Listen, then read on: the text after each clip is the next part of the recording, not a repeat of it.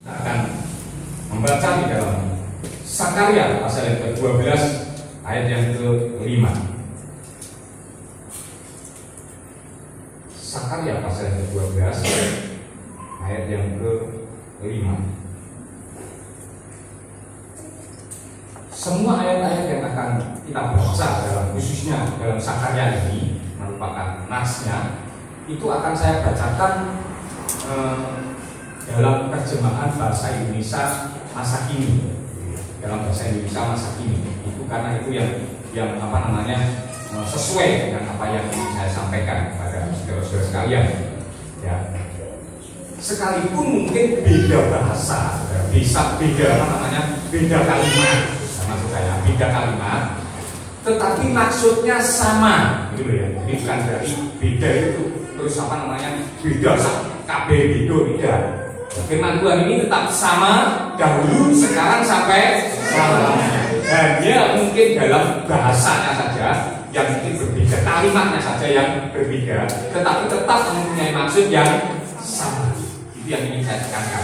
Jadi saya akan membacakan dalam bahasa Indonesia masa kini. Tetapi saudara secara bersama-sama akan membaca ayat yang pertama ini, Sakarya 12 ayat yang kelima dalam terjemahan baru. Silahkan saudara baca 1, 2, 3. Sudah itu kaum di Yehuda akan berkata dalam hatinya, penduduk Yerusalem mempunyai kekuatan oleh karena Tuhan semesta alam mereka. Saya akan membacakan dalam terjemahan bahasa Indonesia masa kini. Lalu keluarga-keluarga Yehuda akan berkata dalam hati, Tuhan yang Maha Kuasa lah yang memberi kekuatan kepada umatnya yang tinggal di Yerusalem. Ketika Tuhan memberi kekuatan pada umatnya, maka ada dampak yang luar biasa yang dialami oleh umat Tuhan. Nah, itu sebabnya hari ini kita akan belajar bersama-sama menelaah kebenaran firman Tuhan ini yang saya beri judul dampak kekuatan Tuhan. Paling tidak berdasarkan nas nanti ya ayat-ayat setelahnya kita melihat ada 3 dampak kekuatan Tuhan bagi umatnya. Ya, ayat-ayat setelahnya itu menunjukkan kepada kita 3 dampak yang akan terjadi dalam kehidupan umat Tuhan ketika umat Tuhan itu diberikan kekuatan oleh Tuhan. Dampak yang pertama adalah memberi rasa aman. Katakan memberi rasa aman. 1, 2, 3. Memberi rasa aman. Ya, memberi rasa aman. Jadi dampak yang pertama, kekuatan yang diberikan Tuhan pada umatnya itu adalah memberi rasa aman. Ayat yang ke-6 Sakarya itu dalam bahasa Indonesia masa kini ya, saya bacakan dalam bahasa Indonesia masa kini. Pada hari itu, keluarga-keluarga Yehuda akan kujadikan seperti api dalam timbunan kayu bakar. Ya. Jadi api dalam timbunan kayu bakar. Ini mesti bisa membakar kayu tersebut, gitu ya. Bisa membakar kayu tersebut, bisa bakar kayu tersebut. Kemudian atau obor bernyala di bawah berkas-berkas gandum damen yang sudah kering, di bawahnya ada obor. Sangat memungkinkan damen itu jerami yang sudah kering tadi sangat memungkinkan untuk terbakar. Perhatikan baik-baik, ini kekuatan yang dari Tuhan itu dampaknya seperti ini. Ya, tetapi penduduknya, saya ulangi lagi, mereka akan membinasakan bangsa-bangsa di sekelilingnya. Umat Tuhan ini memiliki kekuatan yang luar biasa seperti itu. Tetapi penduduk Yerusalem, yaitu umat Tuhan itu tadi, akan tetap tinggal di dalam kota dengan aman. Dengan aman. Jadi dampak yang pertama, kekuatan Tuhan yang diberikan bagi umatnya itu adalah memberi rasa aman. Terus kasih Tuhan, keamanan yang kita peroleh itu adalah karunia Tuhan. Keamanan yang kita nikmati, keamanan yang kita alami itu adalah karunia Tuhan. Sejauh yang saya pelajari, kasih Tuhan, kalau saudara memiliki habis uji di situ ada kayak kaca pembesar, kayak kaca itu adalah mencari. Kalau saudara mencari kata di situ keamanan, saudara menulis keamanan, maka yang muncul itu dalam perjanjian lama hampir semua, ya, perjanjian baru tidak ada. Perjanjian lama hampir semuanya itu menyatakan bahwa keamanan kita itu adalah karunia Tuhan. Sekali lagi, keamanan kita itu adalah karunia Tuhan. Salah satunya adalah dalam Sakarya, dalam Yosua, 21 ayat 44. Yosua 21:44, dan Tuhan mengaruniakan kepada mereka keamanan ke segala penjuru, tepat seperti yang dijanjikannya dengan bersumpah pada nenek moyang mereka. Tidak ada seorang pun dari semua musuhnya yang tahan berdiri menghadapi mereka. Maksudnya Tuhan dia, semua musuhnya diserahkan Tuhan kepada mereka. Keamanan yang dikaruniakan Tuhan, keamanan yang berasal dari Tuhan. Jika Tuhan yang mengaruniakan keamanan kepada kita, maka tidak ada kuasa apapun yang bisa mengancam kita. Jadi keamanan yang dikaruniakan Tuhan, jika kita menerima, jika Tuhan mengaruniakan keamanan, jika Tuhan yang mengaruniakan keamanan, maka tidak ada satu kuasa pun yang dapat mengancam, yang bisa mengancam. Sebaliknya, umat Tuhan itu bisa menjadi ancaman. Seperti dikatakan tadi dalam Sakarya, seperti apa tadi? Seperti api di timbunan kayu, dan seperti obor atau suluh, seperti obor di timbunan jerami. Itu sangat mengancam, sangat mudah terbakar. Nah, kalau seandainya kekristenan itu tidak dibatasi, kekristenan itu adalah ancaman. Benar nggak? Ancaman kekristenan. Benar. Penyakit menular. Ya. Jadi kami pernah pada waktu kami PI di mana itu? Di mana itu? Ngantan. Tidak boleh. Tapi akhirnya tuan rumahnya nipu, boleh, tapi satu dengan syarat satu, tidak boleh pakai gitar. Oke, nggak masalah, ada pakai gitar. Yang kedua, jangan merembet, tahu maksudnya merembet, jangan kemana-mana. Oke, jangan kemana-mana. Tetapi bagaimana juga kalau ada orang minta didoakan, masa kita tidak minta? Akhirnya ada orang minta didoakan, kita datangi, merembetlah kita. Akhirnya ketika merembet itu, penyakit menular tadi, Kristen kita penyakit menular. Dan ketika kita membayang sudah berapa kali kita adakan ibadah di situ, ya, tiba-tiba ketika kita datang sana pakai mobil, ancam mobil kita mau di, ya. Kita melihat kekristenan itu kalau bendung itu merupakan ancaman bagi aturan dan lain-lain. Benar ini. Jadi kekristenan itu sendiri sekalipun mendapatkan ancaman yang luar biasa, tetapi kekuatan Tuhan itu membuat kita itu merasa aman. Amin. Jadi kekuatan yang Tuhan berikan kepada kita itu bukan hanya untuk menyerang, tetapi juga untuk bertahan dan kita merasa aman karena yang melindungi kita itu adalah tangan yang perkasa. Amin. Jadi kekuatan Tuhan yang Tuhan berikan kepada kita itu memberikan rasa aman. Jika keamanan itu adalah karunia Tuhan, atau jika Tuhan yang mengaruniakan keamanan, tidak ada satu kuasa pun yang bisa mengancam kita. Tidak ada satu kuasa pun yang mengancam kita. Bahkan dalam ayat yang lain, dalam ayat-ayat yang lain, kalau tidak salah dalam Yesaya atau Yeremia atau apa itu, dikatakan bahwa tidak tenung dan tidak mempan terhadap umat Tuhan. Tidak mempan, santet dan lain sebagainya itu tidak mempan terhadap umat Tuhan. Sekali lagi, umat Tuhan. Tidak semua orang Kristen umat Tuhan. Persoalannya kan itu. Jadi sehingga banyak orang Kristen yang mungkin masih bisa saja diserang dengan kuasa kegelapan seperti itu. Tetapi sejauh kita menjadi umat Tuhan, firman Tuhan berkata, ya, Tuhan mengaruniakan keamanan. Kalau Tuhan mengaruniakan keamanan, tidak ada satu kuasa pun yang mengancam. Ini ayatnya, firman Tuhan yang kita baca itu ayatnya ada. Dan tidak ada satu kuasa pun yang mengancam. Justru kita yang menjadi ancaman. Karena kekristenan itu penyakit menular. Nah, satu-satunya yang dapat yang dapat mengancam rasa aman kita itu adalah kejahatan kita sendiri. Maka dalam Amsal 28 ayat 1 dikatakan orang fasik lari walaupun tidak ada yang mengejar. Apa artinya itu? kejahatan kita itu membuat kita tidak merasa aman, dulu ya. Jadi kejahatan kita itu tidak merasa aman. Bayangkan orang fasik itu loh, akan nggak ada yang mengejar tapi lari. Kenapa? Karena kejahatannya ini menuduh dia. Jadi kejahatan kita itulah satu-satunya yang menjadi ancaman bagi rasa aman kita.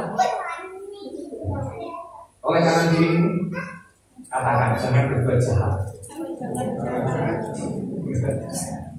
Karena orang yang jahat itu tidak merasa aman dimanapun dia berada. Bahkan sekalipun dia di tempat yang aman, sekalipun dia tidak merasa aman. Kenapa? Karena hati nuraninya itu akan tetap menuduh. Akan tetap menuduh. Nah, itu yang pertama. Apa kekuatan Tuhan yang diberikan kepada umatnya adalah memberi rasa. Oleh kanan kiri lagi, katakan aman nggak kamu? Ya. Kalau bukan Tuhan yang mengaruniakan keamanan, saudara, firman Tuhan berkata dalam Mazmur, sia-sialah orang yang berjaga-jaga. Orang berjaga-jaga itu kan supaya aman. Ya. Tetapi kalau bukan Tuhan yang menjaga, yang mengawal kota, maka sia-sialah para pengawal itu berjaga-jaga. Ya. Jadi mari ya, kita tetap memiliki rasa aman karena kekuatan Tuhan itulah yang memberi rasa aman pada kita, mengaruniakan keamanan pada kita. Yang kedua, ayat yang ke-7 tetap dalam bahasa Indonesia masa kini. Ayat yang ke-7, Sakarya 12 ayat yang ke-7. Aku Tuhan akan pertama-tama memberi kemenangan pada tentara Yehuda, supaya kehormatan yang diterima oleh keturunan Daud serta penduduk Yerusalem tidak melebihi kehormatan yang diterima oleh penduduk Yehuda lainnya. Yang kedua, dampak kekuatan yang Tuhan berikan kepada umatnya adalah memberi kemenangan. Amin. Katakan memberi kemenangan. 1, 2, 3. Yang pertama tadi memberi rasa aman. Yang kedua memberi kemenangan. Nah, kemenangan yang dari Tuhan itu tidak membuat kita sombong. Kemenangan yang dari Tuhan itu, sekali lagi, itu menimbulkan atau menghasilkan kehormatan yang sama. Namanya menang itu kan pasti memiliki kehormatan ya. Memenangkan pertandingan dapat piala itu bangganya luar biasa. Tidak ada ceritanya orang kalah itu bangga. Orang kalah itu tidak ada begitu pulang dari pertandingan. Wah, saya dapat juara, dapat 10. Dan pesertanya berapa? 10. Nah, itu berarti tidak dapat apa-apa. Tidak ada ditanya. Tapi kalau orang yang menang dapat juara dapat 1. Wah, ini luar biasa. Jadi kemenangan itu menimbulkan kebanggaan, kemenangan itu menimbulkan kehormatan. Tetapi kalau kemenangan itu berasal dari Tuhan, itu akan menghasilkan kehormatan yang sama, sehingga tidak ada alasan untuk orang yang lain itu lebih sombong daripada yang lainnya lagi. Makanya dikatakan ya, kehormatan yang diterima oleh keturunan Daud serta penduduk Yerusalem tidak melebihi kehormatan yang diterima oleh penduduk Yehuda lainnya. Kalau dalam bahasa terjemahan baru, dalam terjemahan baru itu apa? Kehormatan yang diterima oleh keturunan Daud serta penduduk Yerusalem tidak melebihi kehormatan yang diterima oleh ini BNK ya. Ya oke, terjemahan barunya coba. Ada yang ya. Terjemahan barunya. Baca bersama-sama 1, 2, 3. Supaya keluarga Daud dan penduduk Yerusalem jangan terlalu apa? Bermegah-megah terhadap Yehuda. Jadi supaya tidak ada orang yang bermegah-megah terhadap yang lainnya, terhadap kemasukan yang lainnya, ketika Tuhan memberikan kemenangan pada kita, itu hasilnya kehormatan yang sama. Jadi hasilnya adalah kehormatan yang sama. Nah, persoalannya sebenarnya siapa umat Tuhan yang diberi kemenangan oleh Tuhan? Umat Tuhan yang diberi kemenangan oleh Tuhan adalah umat Tuhan yang mau berjuang. Amin. Mau berjuang. Bagaimana Tuhan memberikan kemenangan kalau kita tidak berjuang? Itu yang pertama, berjuang. Berjuang kok cukup tidak. Orang yang berjuang mengandalkan Tuhan dalam perjuangan. Maka dalam Yeremia 17 ayat yang ke-7 dikatakan, diberkatilah orang yang mengandalkan Tuhan. Ini mengandalkan Tuhan itu dalam segala perkara loh, saudara. Bukan hanya dalam hal ekonomi, dalam hal apa, dalam hal kesehatan kita, ya, dalam hal keamanan kita, dalam hal apapun, dalam aspek kehidupan kita itu kita tetap mengandalkan Tuhan. Jadi dalam segala hal di hidupku, ya, saya mengatakan aku mau bersyukur, masih ingat? Dalam segala hal di hidupku, aku mau selalu mengandalkanmu. Jadi kita dalam segala hal di hidup kita itu harus mengandalkan Tuhan. Jadi Tuhan itu andalan kita, harapan kita bukan hanya masalah ekonomi. Kita tidak duit mengandalkan Tuhan, benar. Tetapi ketika kita lorong pergi ke dukun, juga. Ya. Jadi kita harus mengandalkan Tuhan dalam segala hal di kehidupan kita. Maka ketika kita mengandalkan Tuhan, firman Tuhan yang berkata, bukan saya, diberkatilah orang yang mengandalkan Tuhan, yang menaruh harapannya pada Tuhan.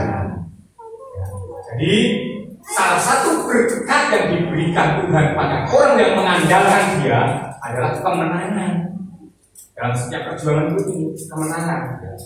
Nah, saya mau kasih contoh, bahwa ketika kita mengandalkan Tuhan, itu salah satu berkatnya adalah kemenangan. Itu Raja Yosafat ketika dia berperang melawan Amon, Uhud sama bangsa-bangsa sekelilingnya itu Amon, kemudian terus semua dan pegunungan Seir, ya, dalam 2 Tawarik itu 2 Tawarik 20 ya, ayat 22. Yang dilakukan oleh Yosafat adalah bukan mengatur, melatih tentaranya ya untuk berperang, tidak, tetapi melatih paduan suara. Itu pernah saya sampaikan ya. Ini aneh, melatih paduan suara, kemudian memuji Tuhan dengan sukacita, dan ketika mereka mulai bersorak-sorak dan menyanyikan nyanyian pujian, maka Tuhanlah yang bertindak. Ini namanya mengandalkan Tuhan. Mengandalkan Tuhan. Dan akhirnya tentara musuh itu terpukul kalah, sehingga mereka terpukul kalah. Teman-teman berkata seperti itu. Apa artinya ini? Artinya tidak ada cara lain untuk mengandalkan Tuhan kecuali kita ini beribadah. Senyum kanan kirimu, kasih senyum. Orang itu senyumnya beda ya. Tapi dari ini pantai itu jangan diwangi gitu ya. Kalau jarang ini, nah itu berarti ya. Tapi kalau jarang baru tertutup, kita di pantai itu senyum atau tidak. Nah, terima kasih Tuhan. Kita kembali firman Tuhan. Sekali lagi, satu-satunya cara untuk ya mengandalkan Tuhan itu hanyalah beribadah, memuji, menyembah Tuhan. Dan ketika mereka bersorak-sorak menyanyikan pujian, maka Tuhan membuat tentara musuh itu kacau, saling membunuh. Kalau serang baca ayat-ayat setelahnya. Nah, saudara kasih Tuhan, sayang banyak orang Kristen itu mengalami kekalahan dalam hidupnya. Sebab apa? Sebab mereka tidak memilih yang benar. Memilih yang benar. Dalam Kekristenan kita itu seringkali diberhadapkan pada pilihan-pilihan. Mungkin memilih yang baik, bagus memilih yang baik. Ya. Kalau misalkan kita ini dipilihkan, diperhadapkan kepada yang jahat dan yang baik, orang Kristen ini masih benar pilihannya, yaitu memilih yang baik. Tetapi kalau sudah diperhadapkan kepada memilih yang baik dan yang benar, orang Kristen ini tetap memilih yang baik. Ada begitu banyak orang Kristen yang masih memilih yang baik ketika diperhadapkan memilih antara yang baik dan yang benar. Kalau diperhadapkan pada yang baik dan yang jahat, orang Kristen memilih yang baik. Tetapi jangan lupa, kejahatan itu juga seringkali dibungkus dengan gitu ya. Ini gitu ya. Maka Tuhan memperhadapkan pada kita juga tentang memilih yang baik dan yang benar. Nah, sayangnya orang Kristen masih memilih yang baik daripada yang benar. Daripada yang benar tetap memilih yang baik. Itu yang terjadi saudara. Nah, maksud saya begini. Kita seringkali diperhadapkan kepada hal yang baik. Hal yang baik tapi tidak benar. Apa itu? Misalkan kita diperhadapkan ini konteksnya, sekali lagi konteksnya ini adalah mengandalkan Tuhan. Satu-satunya cara mengandalkan Tuhan apa tadi? Apa tadi? Apa? Ibadah. Ya gimana saya ngerti ya? Ibadah. Nah ini konteksnya adalah dalam hal ibadah. Jadi antara yang baik dan yang buruk, ya misalkan ini, ketika beribadah, kita mau beribadah, ada tombol kita itu mau lecet, ya kita ikut jalan-jalan untuk hari Minggu, ayo kita ikut jalan-jalan. Kemudian kita ini diberangkatkan kepada yang baik dan yang jahat. Ya. Kemudian segera ingat lagu yang saya ciptakan, yaitu abang-abangi. Abang-abangi lagu itu salah satunya adalah ono yuyu lagu ratan. Ya. Apa artinya itu? Dino Minggu, ojo dide, luwih becek dide, ngerti. Wah ini ngerti saja, memilih yang baik. Tetapi ada juga ketika kita diperhadapkan pada yang baik dan yang benar, di masa sekarang yang baik itu, ya misalkan tombol kita itu keliru, kemudian kita keluar, itu baik ya? Baik, saya nggak mengatakan. Kemudian ada yang meninggal, mayat itu baik ya? Baik. Tapi ketika kita diperhadapkan antara mayat atau ibadah, ini hanya masalah waktu. Sekali lagi, ini hanya masalah kita mengatur waktu. Saya tidak marah saudara mayat, saya tidak marah saudara hebat, saya tidak marah saudara kerja bakti. Itu memang harus kewajiban kita mungkin. Tetapi sekali lagi kita akan diperhadapkan sama Tuhan, itu diperhadapkan seperti ini, saudara. Jadi Tuhan itu nggak mungkin ketika kita diperhadapkan pada yang jahat dan yang baik, kemudian kita pilih yang baik, kita sampai di situ enggak. Tuhan ini kita jauh lebih baik lagi, yaitu apa? Memilih yang benar. Tahu maksudnya ya?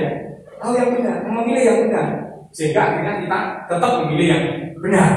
Nah, ironisnya memilih yang baik benar, sehingga akhirnya mengalami kekalahan secara apa? Rohani. Kita hidup ini selalu berperan ya, tentang hal-hal yang baik dan hal yang buruk. Kita menang, hal yang baik kita lakukan. Tetapi ketika hal yang baik itu disuruh memilih antara yang baik dan yang benar, kita ini seringkali mengalami kekalahan.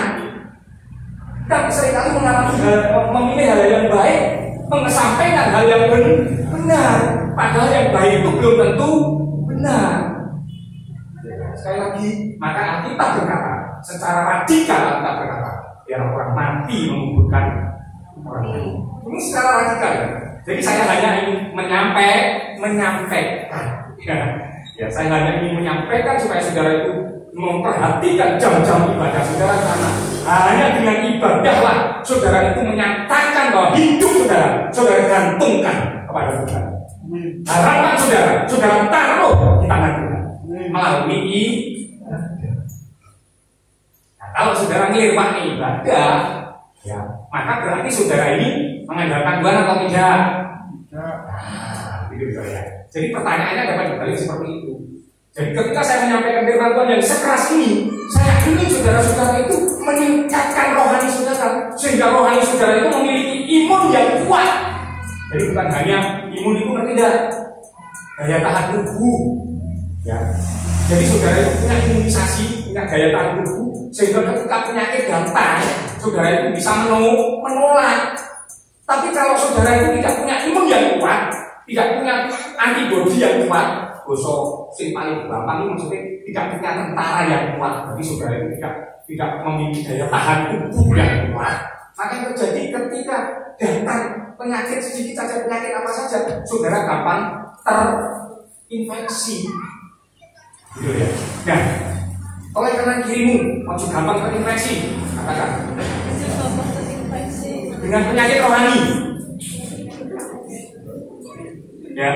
Jadi kalau saudara mencoba untuk meningkatkan imun secara fisik, secara tubuh ini, supaya saudara tidak terserang penyakit, saya sebagai gembala mengingatkan saudara punya tubuh yang namanya tubuh rohani. Nah, tubuh rohani itu harus saudara jaga imunnya supaya tetap kuat, harus diberi apa? Vitamin, yaitu apa? Firman Tuhan yang ibadah itu disampaikan. Nah, itu yang kedua. Jadi ya, firman Tuhan berkata, Yesus sendiri yang berkata bahwa orang yang beribadah dengan benar, saya mengatakan ibadah yang benar ya, bukan hanya ibadah seperti sekedarnya bukan, tapi ibadah yang benar. Saudara masih ingat ibadah yang benar itu yang bagaimana? Firman Tuhan berkata, Yesus sendiri berkata bahwa barang siapa yang mendengar firman-Ku, firman di dalam gereja, dan melakukan firman di luar sana, itu ibadah yang benar. Ya. Sekali lagi, ibadah yang benar itu apa?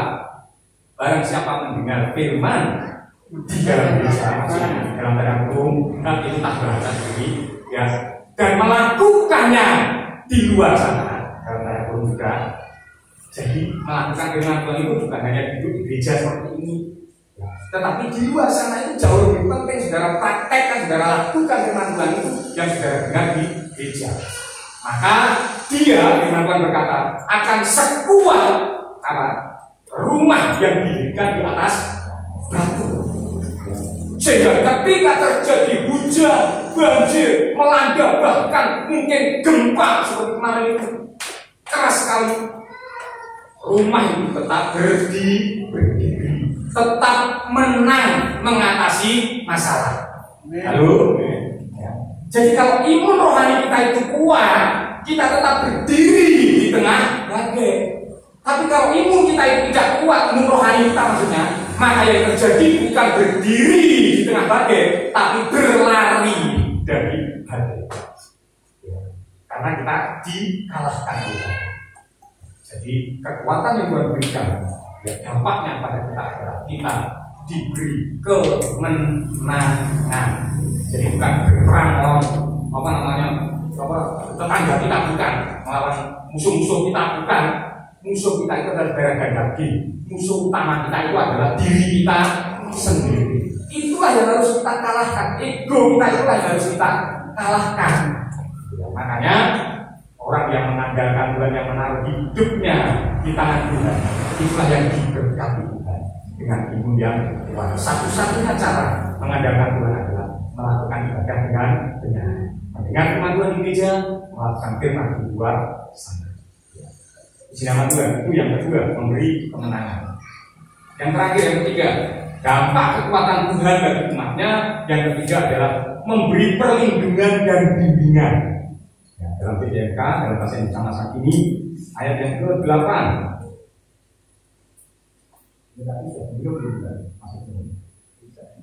Belum ya? Makasih. Belum. Mungkin ujian yang belum akan air mau itu. Puji Tuhan. Ya, nah, kita lanjutkan dengan Tuhan ayat yang ke-8, memberi perlindungan dan bimbingan. Ayat yang ke-12, ayat yang ke-8 dari Sakarya 12, bahasa Indonesia masa kini. Pada hari itu, aku akan melindungi penduduk Yerusalem, dan yang paling lemah pun di antara mereka akan menjadi sekuat Daud. Mereka yang lemah menjadi kuat seperti Daud tadi, akan dibimbing oleh keturunan Daud seperti oleh malaikatku, malahan seperti olehku sendiri. Dalam bahasa Indonesia masa kini. Nah, saudara kasih Tuhan, kalau kita membaca ayat ini dalam bahasa Indonesia masa kini, maka kita akan dapat mengambil kesimpulan bahwa yang dilindungi oleh Tuhan itu adalah yang lemah sekalipun. Ya. Dalam bahasa terjemahan baru apa? Tersandung, benar nggak? Dalam bahasa terjemahan baru adalah tersandung. Orang yang tersandung itu akan menjadi kuat seperti Daud. Halo, saya ingin bertanya, adakah di antara kita yang tidak pernah tersandung? Yang tidak pernah tersandung, silahkan angkat tangan. Kalau ada yang angkat tangan, silahkan angkat kaki. Karena itu pasti menipu. Setiap kita sebagai manusia yang lemah, kita ini pasti pernah tersandung. Ya. Daud saja yang sangat dikasihi oleh Tuhan juga pernah tersandung. Kasus skandal yang sangat memalukan Daud. Jadi kekuatan Daud yang dimaksud orang yang tersandung, orang yang lemah sekalipun itu akan menjadi sekuat Daud. Yang dimaksud bukan kekuatan Daud secara fisik saja, ya.